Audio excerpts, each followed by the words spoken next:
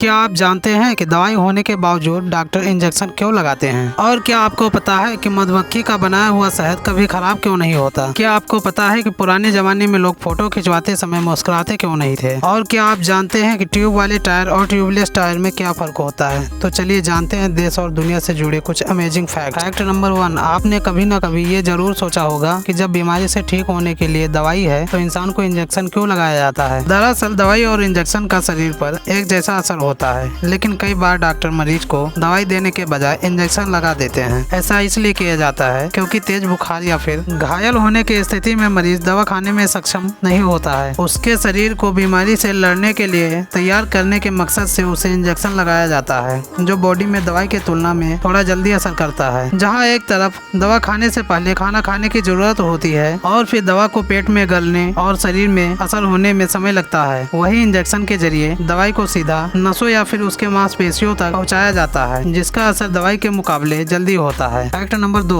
वाहनों में 2 तरह के टायर लगे होते हैं, जिन्हें ट्यूबलेस टायर और ट्यूब टायर के नाम से जाना जाता है। ट्यूब वाले टायर में एक ट्यूब होता है जिसमें हवा भरी जाती है, लेकिन ट्यूब और टायर अलग अलग होता है, जिसकी वजह से दोनों के बीच एयर टाइट नहीं होती। ट्यूब वाले टायर को पंचर होने का खतरा सबसे ज्यादा रहता है, जबकि टायर में छेद होने के बाद हवा बहुत तेजी से निकलने लगती है। वहीं ट्यूबलेस टायर में कोई ट्यूब नहीं होता है, इसलिए हवा सीधे टायर के अंदर भरी जाती है। ट्यूबलेस टायर में पंचर होने के चांस बहुत ही कम होते हैं, क्योंकि टायर के अंदर हवा एकदम टाइट होती है। फिर भी टायर में अगर पंचर हो भी जाता है तो उस स्थिति में टायर से हवा निकलने की गति बहुत ही धीमी होती है, जिससे वाहन चालक को वाहन आगे ले जाने में ज्यादा परेशानी नहीं होती है। यही वजह है कि इन दिनों ज्यादातर गाड़ियों में ट्यूबलेस टायर इस्तेमाल किए जाते हैं। लेकिन क्या आपको पता है कि जब पुराने जमाने में लोगों की फोटो क्लिक करवाई जाती थी तब लोग मुस्कुराते क्यों नहीं थे? दरअसल उस दौर में फोटो क्लिक करने को एक व्यवसाय समझा जाता था, जबकि फोटोग्राफर चाहता था कि उसकी खींची गई तस्वीर में इंसान का असल चेहरा और उसका व्यक्तित्व नजर आ सके। अगर तस्वीर क्लिक करवाने वाला शख्स हंसने या मुस्कुराने लगता था तो इससे उसके खूबसूरती और चेहरे की बनावट पर असर पड़ता था। इसलिए उस दौर के लोग फोटो खिंचवाते समय मुस्कुराते नहीं थे और अपने चेहरे के एक्सप्रेशन को ज्यादा से ज्यादा गंभीर रखते थे, ताकि उनके चेहरे की बनावट और खूबसूरती पर कोई बुरा असर न पड़ सके। फैक्ट नंबर 4, बाजार में मिलने वाला हर खाद्य पदार्थ कुछ दिनों बाद खराब हो जाता है, लेकिन मधुमक्खी का बनाया हुआ शहद कई सालों तक खराब नहीं होता है। दरअसल किसी भी खाने की चीज खराब होने के पीछे मुख्य वजह बैक्टीरिया होते हैं, लेकिन शहद में बैक्टीरिया चाहकर भी पनप नहीं सकते, क्योंकि जब मधुमक्खी शहद बनाती है तो उसमें एक खास तरीके का एंजाइम रिलीज करती है, जिसकी वजह से शहद में एंटीबैक्टीरियल तत्व पैदा हो जाते हैं और शहद सालों साल खराब नहीं होता है।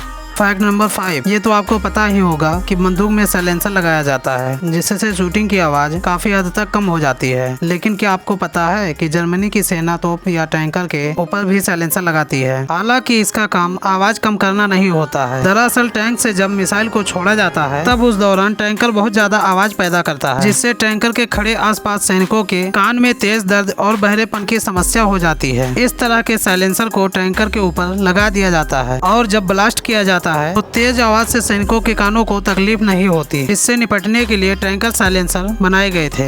आज के लिए बस इतना ही। वीडियो अच्छा लगा हो तो इसे लाइक और शेयर करें, साथ ही हमारे चैनल को भी सब्सक्राइब करें। जय हिंद दोस्तों।